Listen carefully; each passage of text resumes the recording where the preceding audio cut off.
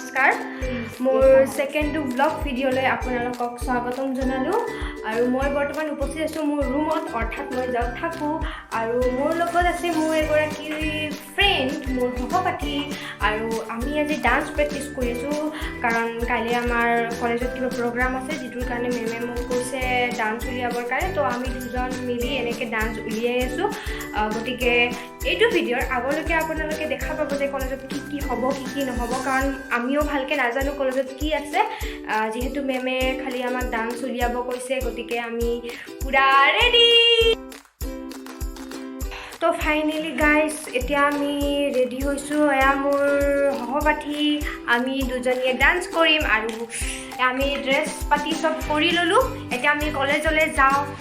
মানে মেম কল কৰি আছে হেনো আমাৰ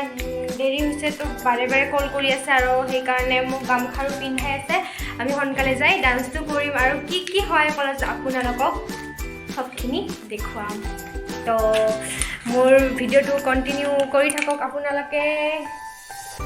থেংক ইউ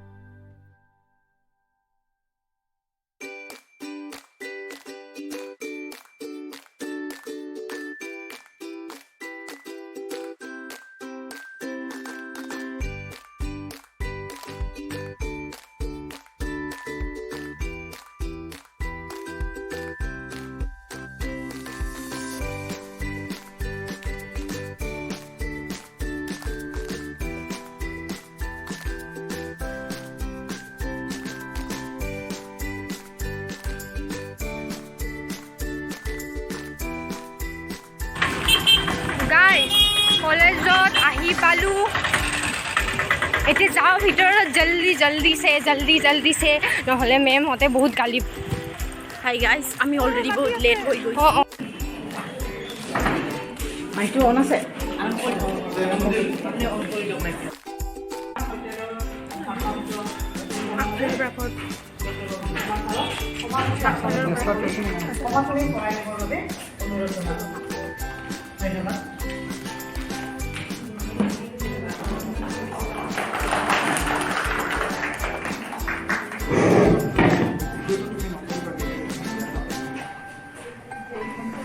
মোৰ সতীৰ্থ সহকৰ্মী বিষয় তথা ছাত্ৰীসকলৰ সকলোৰে সহযোগ বিচাৰি মই এই গুৰু দায়িত্ব গ্ৰহণ কৰিছোঁ সভাপতি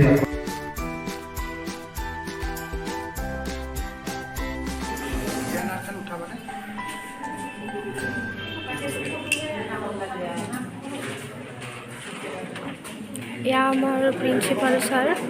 আৰু বন্তি প্ৰজ্বলন হৈ আছে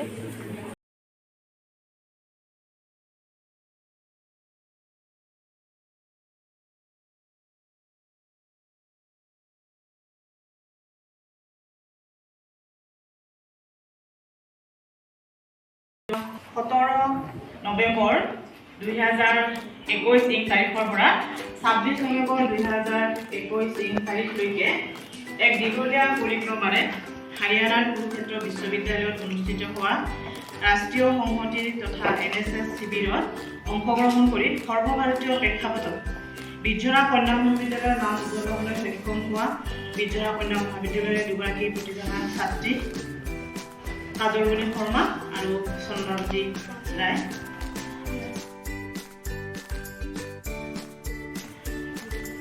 আৰু তেওঁলোকৰ লগত গুৱাহাটী বিশ্ববিদ্যালয়ৰ হৈ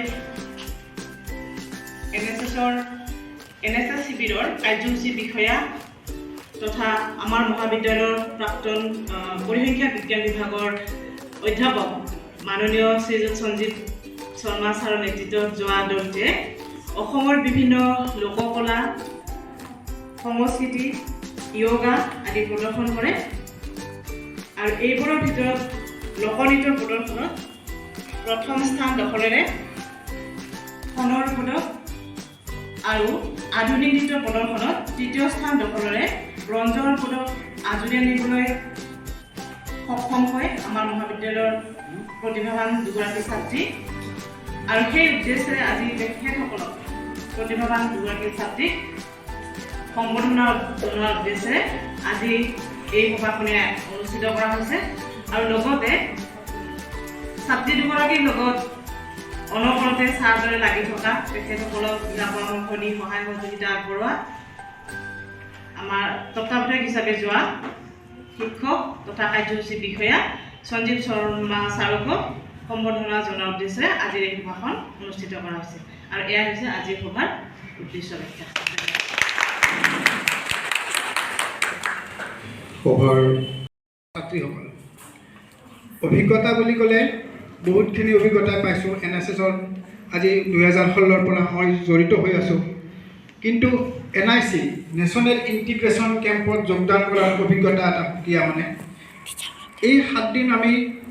গোটেই ভাৰতবৰ্ষৰ 12খন ৰাজ্যৰ আমি ভলণ্টিয়াৰ বুলি কয় আমাৰ NSS শিবিৰৰ যিবিলাক কৰ্মকৰ্তা ভলণ্টিয়াৰ আমি 200 ভলণ্টিয়াৰ আমি একগোট হৈছিলোঁ এখন মিনি ইণ্ডিয়াৰ নিচিনা হাৰিয়ানাৰ কুৰুক্ষেত্ৰ ইউনিভাৰ্চিটিত আমি যোৱা 17 নৱেম্বৰৰ আমি গুৱাহাটীৰ পৰা আমি ৰাওনা হৈছিলোঁ আৰু 18 নৱেম্বৰত যেতিয়া ইভিনিং আমি গৈ তাত পাইছিলোঁ PD হল তাত যেতিয়া আমি দেখিছিলোঁ তাত যিটো পৰিৱেশ সেইটো ইয়াত আমি অসমত দেখি অহা পৰিৱেশতকৈ বেলেগ তাত আমাৰ ছাত্ৰ ছাত্ৰীসকলে যেতিয়া ইন্ট্ৰডাকশ্যন দিবলৈ মাতিছিল তেতিয়া অনবৰতে ভাৰত মাতা কি জয় ধ্বনি জয় শ্ৰীৰাম অনবৰতে এইটো এটা মানে বেলেগ ধৰণৰ এটা পৰিৱেশ মানে সত শ্ৰী আকাল এই ধৰণৰ এটা অনবৰতে মানে তেজ গৰম উঠি আহে মানে কাম কৰিবলৈ আমি যে 24 ঘণ্টা আমি কাম কৰিব লাগে সেইটো আমি শিকিও অকল দেখিয়ে আমি কিন্তু আমি পঢ়ি শুনি কিছুমান বস্তু শিকিব নোৱাৰোঁ যিটো আমি দেখি শিকোঁ গতিকে সকলো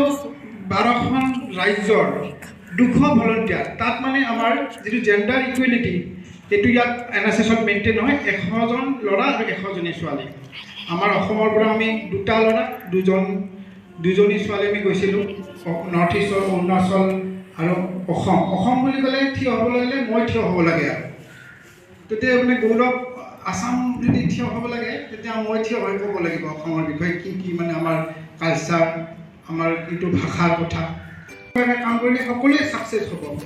গতিকে NICৰ প্ৰগ্ৰেমটো হ'ল কি নেশ্যনেল ইণ্টিগ্ৰেশ্যন কেম্প ইয়াত মানে উদ্দেশ্য হ'ল আত্মনিৰ্ভৰ ভাৰত গতিকে আমি সকলোকে এই ইয়াতে আমাৰ যিবিলাক আমি NSSত ইয়াতে আমাৰ ভলণ্টিয়াৰ মানে আমাৰ জইন হৈছে গতিকে আমাৰ এটাই উদ্দেশ্য আমি NICৰ পৰা শিকি অহা আত্মনিৰ্ভৰ শব্দটো যাতে আমি ইয়াতে ইউটিলাইজ কৰি ভৱিষ্যতে আমি সঁচা অৰ্থত আত্মনিৰ্ভৰ নিজৰ ভৰিত নিজে থিয় হ'ব পাৰোঁ এই উদ্দেশ্যই আমাৰ ভৱিষ্যতে আমি কাম কৰি যাম এইখিনিয়ে মোৰ অভিজ্ঞতা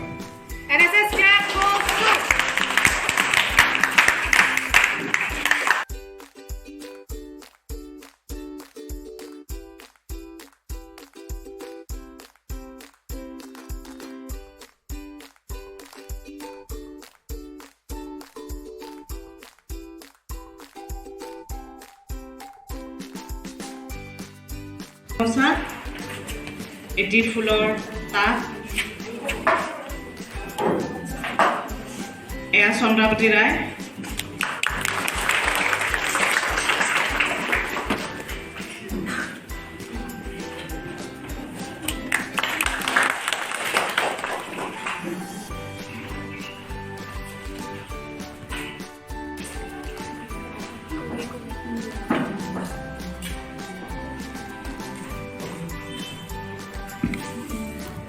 নমস্কাৰ আজিৰ সভাৰ শ্ৰদ্ধাৰ শিক্ষাগুৰুসকল আৰু মোৰ বান্ধৱীসকল NSS কেম্পটো কৰি আহি নেশ্যনেল ইণ্টিগ্ৰেশ্যন কেম্পটো কৰি আহি বহুত কথাই শিকিলোঁ বহুত কথাই জানিলোঁ যিহেতু মই NSSত নতুন ইমান একো নলেজ নাছিলে তো ফাৰ্ষ্টতে সোমাই পিনে 2টা স্পেচিয়েল কেম্প কৰিলোঁ তাৰপিছত থাৰ্ড কেম্পটোৱে মোৰ নেশ্যনেল কেম্পৰ কাৰণে সঞ্জীৱ ছাৰে চিলেক্ট কৰিছে তাত কাৰণে সঞ্জীৱ ছাৰক ধন্যবাদ ছাৰ আৰু তাত যাই বহুত কথা শিকিলোঁ বহুত মানে তাতে গম পাইছোঁ NSSৰ কি কাম কি কিন্তু তাত গৈ পিনে আকৌ আকৌ ডিটেইলছত গম পালোঁ যিহেতু তাত 12খন ষ্টেটৰ ভলেণ্টিয়াৰ বা প্ৰগ্ৰাম অফিচাৰক লগ পালোঁ তো তাত আমি কেনেকুৱা ধৰণৰ কি কাম কৰিব লাগে কেনেকৈ আগবাঢ়িব লাগে কেনেকুৱা আমাৰ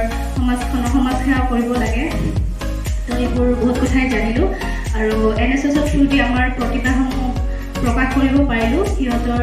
কালচাৰবোৰো আমি জানিলোঁ আমাৰ কালচাৰবোৰো আমাৰ জানিলোঁ তো আৰু ছাৰ সঞ্জীৱ ছাৰৰ কথা কিছুমান কওঁ মই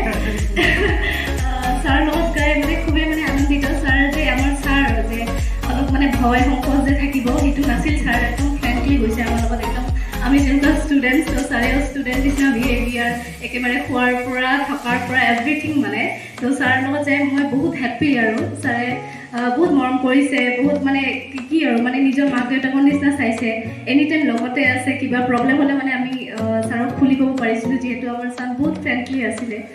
তো বহুত ভাল লাগি যায় নেক্সট টাইম আকৌ যাব চেষ্টা কৰিম যদি ছাৰে সুযোগটো দিয়ে বাছ এইখিনিয়ে ধন্যবাদ ছোৱালী যিমানবোৰ ষ্টেটৰ মানুহ ছোৱালী দেখিলে ছাৰে কয় মই তোমাক ভাল পাওঁ এতিয়া মোক আহি চবে সোধে মই তোমাক ভাল পাওঁ মানে কি মই তেতিয়া আৰু কি ক'ম মই ঠিক আছে ভালে কথা কৈছে বেয়া কথা কোৱা নাই আৰু এইটো ছাৰে কৰিছে আৰু তাতে মানে আমাৰ অসমীয়া আমাৰ অসমখন বুলি ক'লে বহুত কথা মানে সিহঁতে জানিব খোজে আৰু বহুতে তাৰে ভলেণ্টিয়াৰ কিছুমানেও সুধিছে যে তুম লোক কিয় হিল মে ৰেহতে হওক মানে আমি কি পাহাৰত থাকোঁ এনেকৈ সুধি আছিলে ক'লো নহয় আমি প্লেইন এৰিয়াতে থাকোঁ তো মানে সিহঁতে অসমখন মানে বহুত মানে আগ্ৰহ জানিবৰ কাৰণে আমাৰ অসমখন আমাৰ কালচাৰ আমি যেনেকুৱা বিভিন্ন ধৰণৰ ট্ৰেডিশ্যন দেখাইছোঁ তাত তো তাত মানে সিহঁতৰ নিজৰ এটা ট্ৰেডিশ্যনটোৱে দেখাই আছিলে তো আমি যেতিয়া মানে ফাৰ্ষ্ট আমি যেতিয়া কালচাৰ প্ৰগ্ৰামটো দেখালোঁ তো সিহঁতে মানে আমাৰ অসমখনৰ প্ৰতি আৰু বেছি আগ্ৰহ হৈ পৰিলে জানিবৰ কাৰণে তো সিহঁতে মানে এতিয়া অসমতো আহিব এনেকুৱা মানে কিছুমান ফ্ৰেণ্ড বণ্ডিং হৈ গৈছে আমাৰ লগত এনি টাইম ফোন ভিডিঅ' কল মেছেজ চলিয়ে থাকে ছাৰকো ইমান ভাল পাইছে চাই থাকে কিছুমানে ব্লগে কৰি দিছে ইমান বেছি ভাল লাগে ছাৰক তো এনেকৈ বহুত ভাল লাগিছে আৰু ছাৰটো একদম জমনি মানে ছাৰে চবৰ লগতে একদম কিবা লাগিব নেকি কিবা খাই আছে নেকি আৰু প্ৰগ্ৰাম আছে টেবুলবোৰ মানে বেলেগ দিয়ে লাঞ্চ ডিনাৰ আমাততো অলপ ছেপাৰেট হয় তো ছাৰ তথাপি আমাক যাই সোধে ভাত লাগিব নেকি কিবা লাগিব নেকি আৰু ছাৰৰ এটা মেইন প্ৰব্লেম হৈছে তাত আমাক নিৰামিষ খুৱাইছে মানে তো তাত মাছ মাংস নাছিলে ছাৰ আৰু মোৰ বিৰাট মন যায় ইমান দিন খোৱা নাই নিৰামিষ খাই আছোঁ তো অহাৰ দিনাই ছাৰে নেশ্যনেল ৰেষ্টুৰেণ্ট এখনত ষ্টেচনতে ওপৰৰ ফাৰ্ষ্ট ফ্ল'ৰ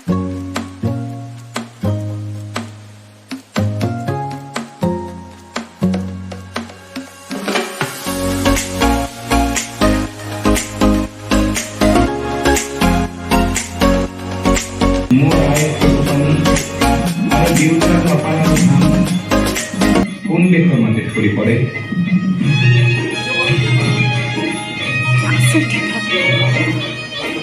ৰিমঝিম বৰষুণে নেকুৰ বজায় ক'ত ক'ত গিৰ গিৰ গিৰ গিৰ গাঁৱৰে মাদল বজায় ক'ত এই অসম দেশত এই মাই সাংবাদিক হোৱাৰ পানী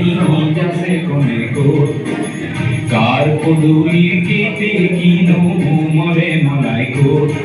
এই অসম দেশত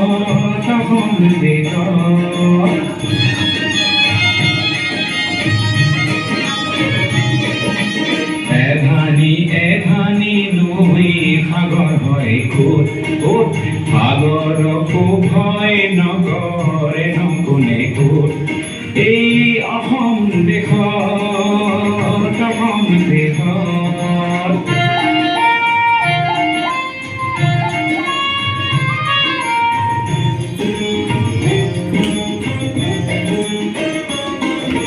কলিজাৰে সুৰবোৰ বুজে কোনে ক'ত ন পুৰুষে দেশৰ হকে তেজ দিয়ে ক'ত আনে কৰা উপলুঙা পোখৰাইনো কোন দেশত অসম দেশত এই অসম দেশত প্ৰগ্ৰেম অফিচাৰ হ'লে ৰাষ্ট্ৰীয় সেৱা যোজনাৰ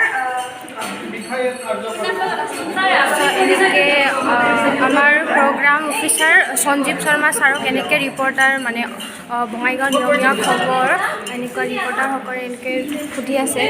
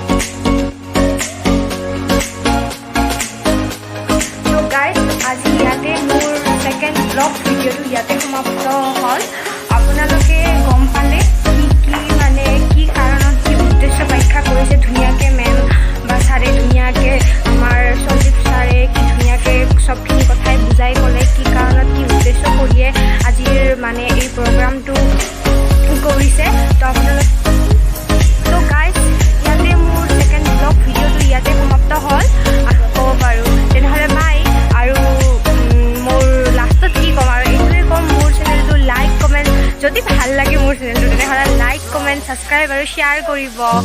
বাই।